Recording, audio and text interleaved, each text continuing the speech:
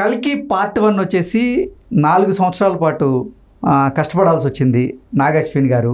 ఈ 4 సంవత్సరాల పాటు ఆయన ఒకటే చెప్పుల జతని వాడినట్లుగా కొన్ని వార్తలు వస్తున్నాయి. ఆయన కూడా ఆయన ఇన్స్టా అకౌంట్లో ఏదో పోస్ట్ పెట్టినట్లుగా అది వైరల్ అవుతూ ఉంది. ఇప్పుడు అరిగిపోయినటువంటి చెప్పుల్ని ఆయన ఫోటో తీసి ఆ స్టోరీలో పెట్టడం జరిగింది.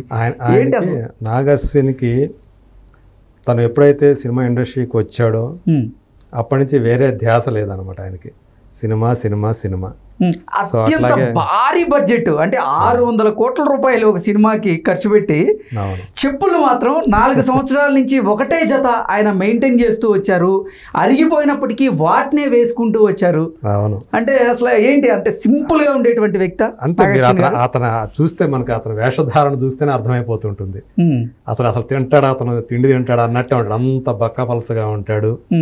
అతను వేసుకునే డ్రెస్సులు కూడా ఏదో టిప్ టాప్ గా ఉండాలి. నేను డైరెక్టర్కి పోరు. పైగా అతనేమి మధ్యతరగతి నుంచి వచ్చిన మనిషి కూడా కాదు.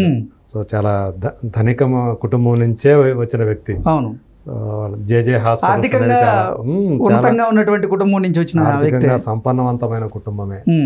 సో అయినప్పటికీ కూడా అతను అంత సింపుల్, చాలా సింప్లిసిటీ అనేది అతనికి ఇష్టం. సో ఆ చెప్పులు అరిగిపోతున్నా కూడా వేసుకొని తిరుగుతూ ఉన్నాడు. ఏంటి అంటే విజయానికి గుర్తుగా వాటిని దాచుకున్నాడా? అందుకే అది అంటే భావోద్వేగంతోనే ఆ స్టోరీ పెట్టడం జరిగింది, ఆ పోస్ట్ పెట్టడం జరిగింది అంటే ఏం చెప్తారు? అంటే ఇది అతని యొక్క నేచర్ని తెలియజేయడానికి కూడా పెట్టింది అనమాట. అంటే అతను ఒక పనిలో నిమగ్నమై ఉంటే మిగతా విషయాలు ఏమీ కూడా అతని మనసులోకి ఎక్కవు అని చెప్పేసి చెప్పడం అనమాట.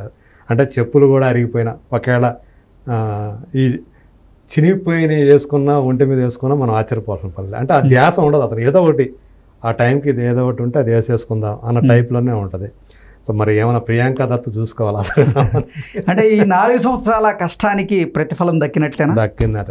అతని యొక్క ఇంటెలిజెన్స్, అతని మేధస్సు అనేది సో నిరంతరం అంటే ఒక కొత్త సినిమాటిక్ ఎక్స్పీరియన్స్ ఇవ్వటం కోసం రాజమౌళి ఎలా తప్పిస్తాడో సో అలా తప్పించే వాళ్ళు ఇప్పుడు మనకి ఇంకో నాగశ్విన్ కూడా ఆ వరుసలో చేరాడు. సుకుమార్ కూడా అంతే. సుకుమార్ సంగతి నాకు తెలుసు కాబట్టి బాగా, అతను పని రాక్షసుడు అంటారు కదా. వీళ్ళందరికంటే నాకు ఎక్కువ పని రాక్షసుడు అంటే అతనని చెప్పాలి. అంటే సాధికారత ఉంటుంది అతను దాంట్లో కూడా. సెట్ మీద అతను ఉన్నాడంటే ఇప్పుడు ఏం చెప్తాడు ఏంటి అని అందరూ కూడా చాలా అరిగిపోయినటువంటి చెప్పుల్ని కూడా చూసుకోకుండా పనిచేసేంత కాన్సన్ట్రేషన్ ఉంది అంటే అసలు నిజంగా అది గొప్ప విషయం. అది నాగశ్విన్.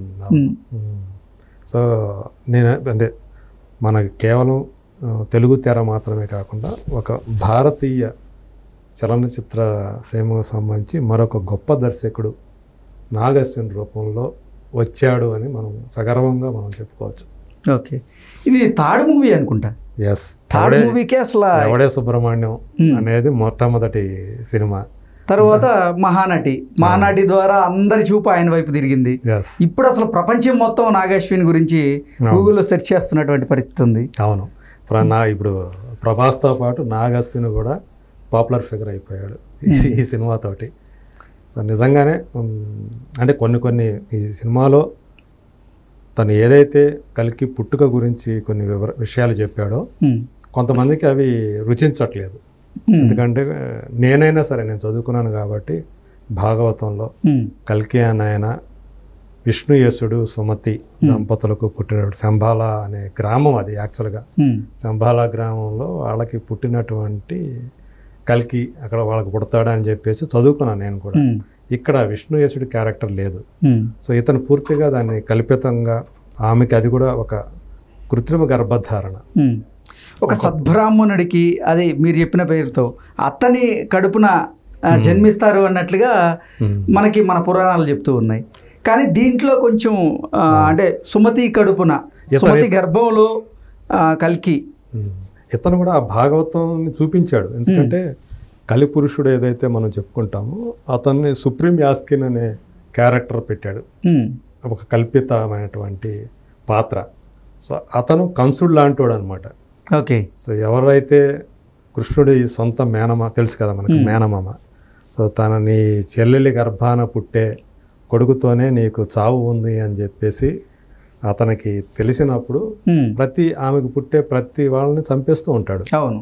అప్పుడు మళ్ళీ అట్లా వేడుకుంటే ఇట్లా పసిపిల్లల్ని చంపేస్తున్నావు అని వేడుకుంటే అశరీరవాణిని కూడా చెప్తుంటే మన ఆకాశవాణి అంటాం కదా, అట్లా ఆమె కడుపును పుట్టే అష్టమ సంతానం ఏదైతే ఉందో ఆ అష్టమ సంతానం వల్లే నీకు మూడి ఉంది అని చెప్పేసి నీకు ప్రాణ నష్టం జరుగుతుంది అనేది. అప్పుడు ఆ ఎనిమిదవ సంతానం కోసం ఎదురు చూస్తాడు. సో దాన్ని కప్పిపెట్టి శ్రీకృష్ణుడిని తెలుసు కదా మనకి, వసుదేవుడు తీసుకెళ్ళిపోవటం ఇదంతా కూడా. సో అట్లా అదే టైప్లో ఇక్కడ ఏం చేశాడంటే కొంతమంది స్త్రీలని అతను ఎంచుకుంటాడు. అందులో తను కనిపెట్టినటువంటి ఫార్ములా ఏదైతే ఉందో అది ఆమె వాళ్ళ గర్భాల్లోకి ప్రవేశపెడతాడు. తద్వారా వాళ్ళు గర్భవతులు అవుతారు. అయితే వాళ్ళు కంప్లీట్గా 150 రోజులు ఎవరైతే దాన్ని దాచుకుంటారో తమ గర్భంలో అది మాత్రమే అతనికి పనికొస్తుంది.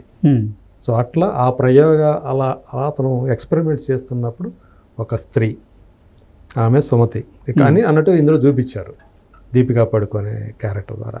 సో అలా మార్చేసాడు అనమాట. సో అది చివరికి ఏమవుతుంది అంటే ఇంకా ఆమె ప్రసవించాల ఈ సినిమాలో, ప్రసవం జరగలేదు. సో నెక్స్ట్ దాంట్లో పార్ట్ ఎప్పుడు వస్తుంది అనేది కల్కి వస్తాడు. ఆ కల్కి క్యారెక్టర్ ఎవరు చేస్తారు అసలు ఏంటి? పైగా ఏంటంటే ఇందులో మనం చూస్తే అంటే ఇప్పుడు మనం చెప్పేయచ్చు అనుకోండి, అంటే ఇతను అశ్వత్థామ ఎలా అయితే ఉన్నాడో విజయ్ దేవరకొండను అర్జునుడిగా చూసాం మనం. అలాగే ఇతను భైరవ పాత్ర, భైరవ ఎవరో కాదు కర్ణుడే అని చెప్పేసి కూడా చెప్పాడు. సో అంటే ఇక్కడ డ్యూయల్ రూల్ ఉండే అవకాశం ఉందంటారా? అంటే ఇటు కర్ణుడిగా అటు మళ్ళీ కల్కిగా కూడా ప్రభాస్ నటించబోతున్నట్లుగా కూడా కొన్ని వార్తలు వస్తున్నాయి మనకి. చాలా వరకు అయ్యే నిజమయ్యే అవకాశాలు ఉన్నాయి. మీరు కరెక్ట్గానే గెస్ చేశారు. సో అది రేపు కల్కి అనే టైటిల్. ఎందుకంటే మరి ప్రభాస్ కాబట్టి ఈ సినిమాలో ప్రభాస్కి కంటే కూడా మనకు తెలుసు అశ్వత్థామ అనే రోల్కి ఎక్కువ స్కోప్, ఎక్కువ ఇచ్చారు, ప్రాధాన్యత ఉంది. సో వేరే నెక్స్ట్ దాంట్లో వచ్చేటప్పటికి ఖచ్చితంగా ప్రభాస్ స్క్రీన్ స్పేస్ పెరుగుతుందని చెప్పేసి మనం చెప్పచ్చు. దానికి అంటే ఇంకొక 3 సంవత్సరాలు పడుతుంది అంటున్నారు. సో 2027లో మనం కల్కి 2 చూస్తాం అనుకుంటున్నాను నేను. మరి అది అవుతుందో లేదో చూడాలి మరి. Okay sir, thank you so much. Thank you.